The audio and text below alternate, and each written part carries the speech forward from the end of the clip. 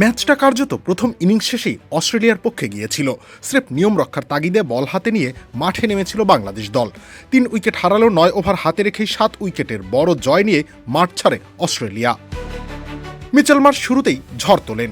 অস্ট্রেলিয়ার অধিনায়ক 28 বল খেলে করেন 60 রান। তার 4টি 4 ও 7টি বাউন্ডারিতে সাজানো ইনিংসের পর আর খুব বেশি বেগ পেতে হয়নি অস্ট্রেলিয়া দলকে।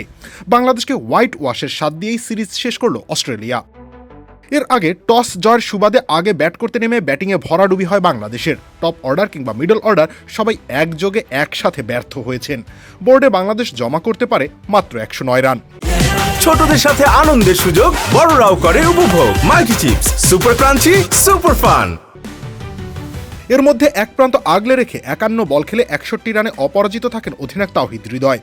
তিনি বাদে আর মাত্র একজন ব্যাটারি 2 অঙ্কের ঘরে পৌঁছাতে পেরেছেন, সেটাও আবার lower order batter Rishad Hossain. তিনি 14 বল খেলে 16 রান করেন। কেন বাংলাদেশের স্কোর বড় হয়নি সেটা এখান থেকেই স্পষ্ট।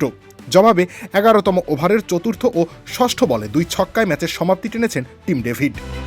বাংলাদেশের হয়ে একটি করে উইকেট নেন শরীফুল ইসলাম, নাসুম আহমেদ ও রিশাদ হোসেন। তবে তাতে ম্যাচের ফলাফল এক বিন্দুও পরিবর্তিত হয়নি।